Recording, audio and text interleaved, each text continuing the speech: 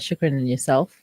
Very well, alhamdulillah. Shukr. All right, Sister Mehreen. So, silencing the inner critic. I mean, we all have these voices and these thoughts. When we want to do something, then there's just a voice that is holding us back, telling us either we cannot do it or Yes. now is not the right time or whatever the case is. But there is always that inner voice, that inner critic that's always holding us back. Mm-hmm. And we need to silence that inner critic for us in order for us to move forward. How do we do that? أعوذ بالله من الشيطان الرجيم. بسم الله الرحمن الرحيم. That question you asked last week, and it's very, very pertinent, Sister Mariam, because this inner critic, literally, if we have to change perspectives that we need to change, we need to change our perceptions about things to create positive approaches to life. We need to be able to elaborate a little bit today on this inner critic that we have.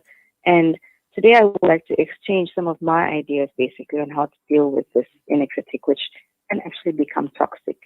And for me, what this inner critic, if it's negative, what it does for you is it's almost like creating self-abuse for you. That's where that negative toxicity comes in. And that abuse is of you as a self. So today, that's inshallah what we're going to talk about. And when I talk about the inner critic, let's make our listeners understand what exactly are we referring to. We're referring to this nagging voice that's inside your head. Mm-hmm. What this nagging voice tells you. It tells you, I can't do this right. I'm always such a failure. I'm not good enough.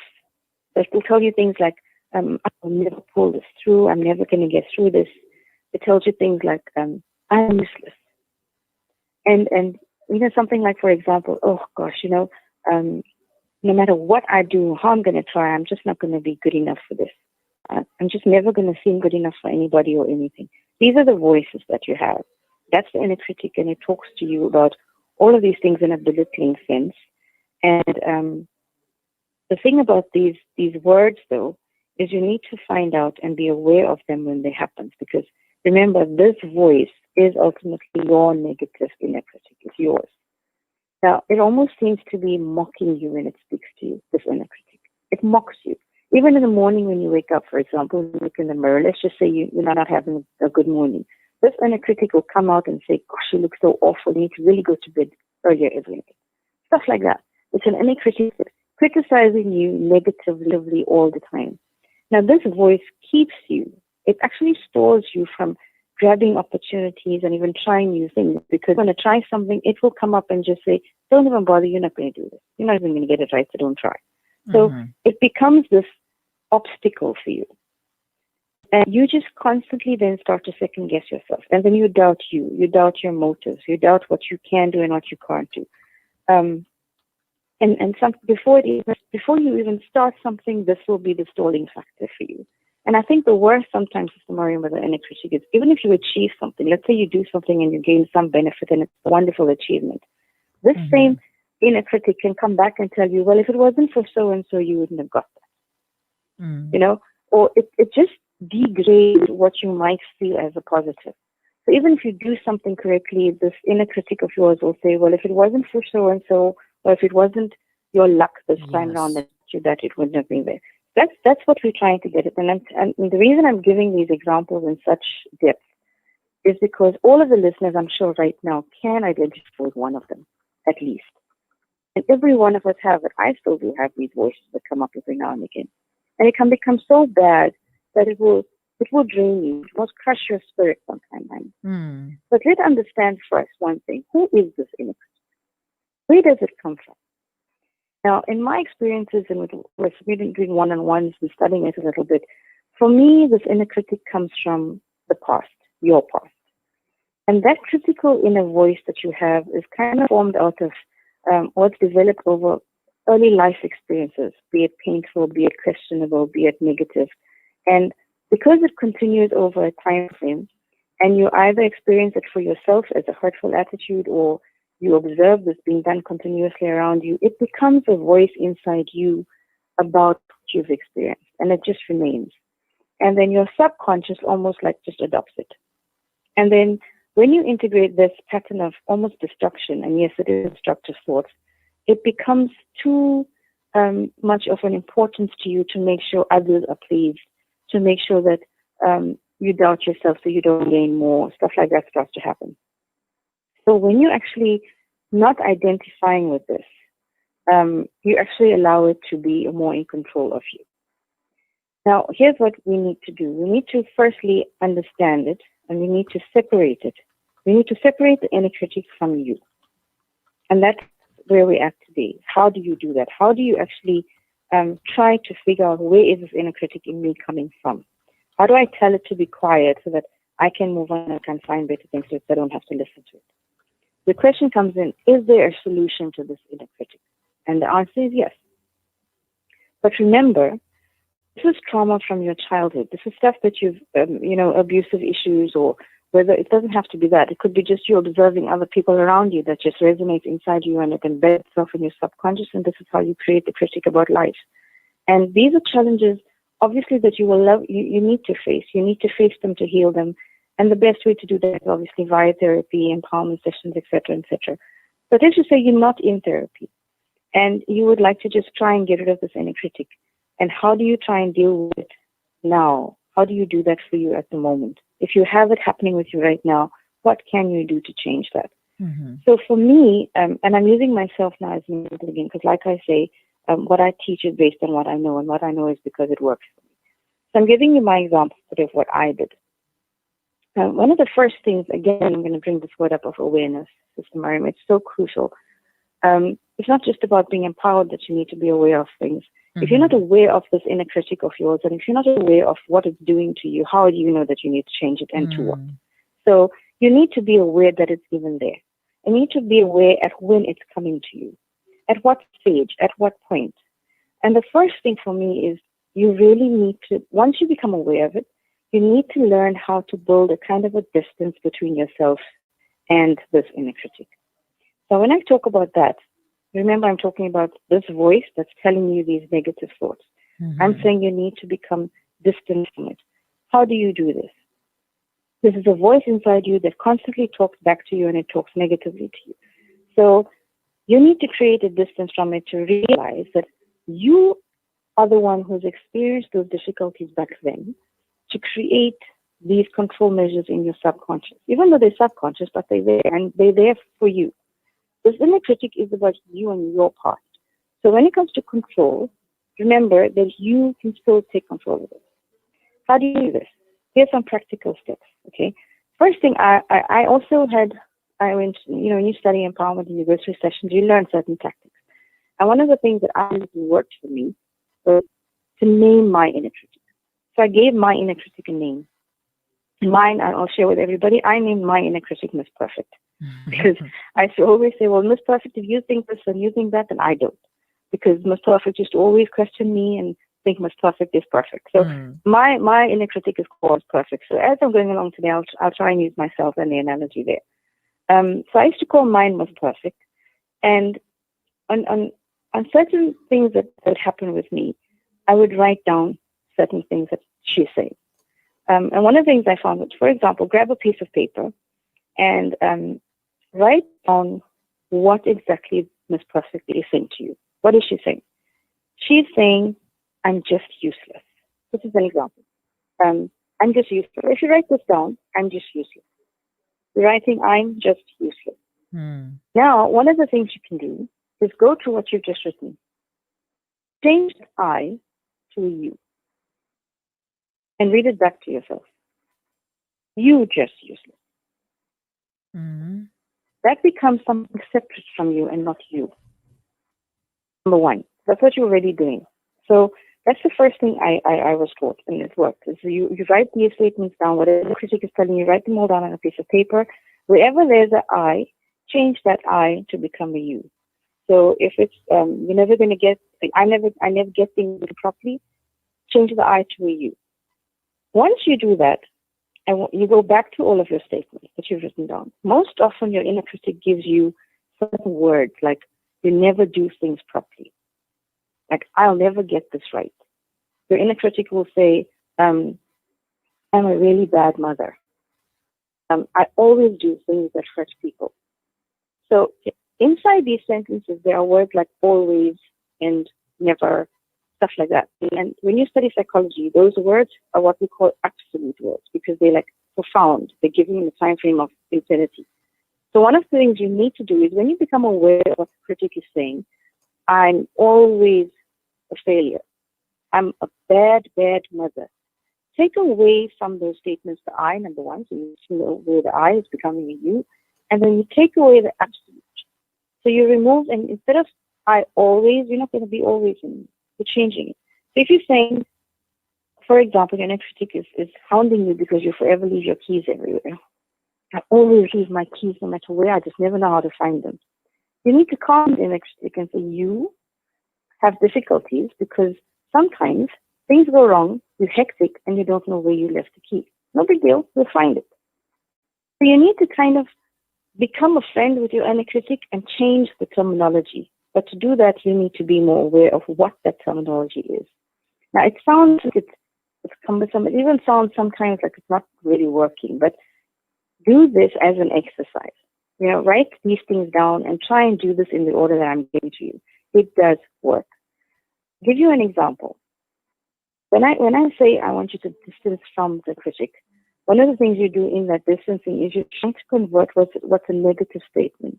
You're reversing it to become something you can understand and that you can take control of.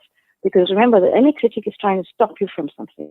The inner critic is trying to give you this negative power over yourself.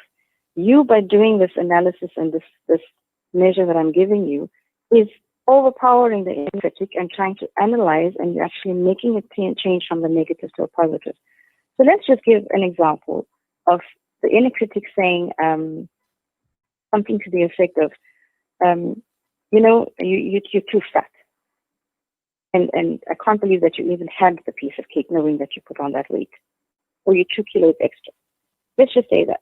Now, we need to neutralize that statement because if the inner critic has to tell you that about you and your weight constantly, you're going to always tell yourself negative things about when you eat, negative things about what happens. And if you're somebody who emotionally eats, that obviously is going to compound and is going to get worse.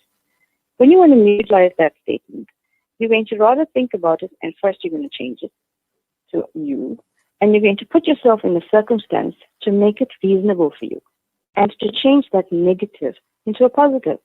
So last week, you had a tough week. Last week, you were stressed or you were not well. And last week, yes, I had the extra piece of chocolate cake, but I put on the 2 kilos. Guess what? I'm back to reality and I'm back to my routine from this week. So I'll start again and I'll be fine. So become aware of what this inner critic is doing to you. How is it stressing you? What is it doing to your psyche? What is it doing to you in your demeanor? How is it changing you? Once you can identify what it's doing to you, you can identify how you need to change what you need to change. Mm-hmm. So write down the 2 or 3 statements that you have to start with. Change and amend and do the alternative like I'm saying to them. And then you need to always remember you have to stay neutral and you have to stay factual when you're dealing with the critique. The critique that you have is always opinionated. Remember that. And that opinion doesn't stem from a fact.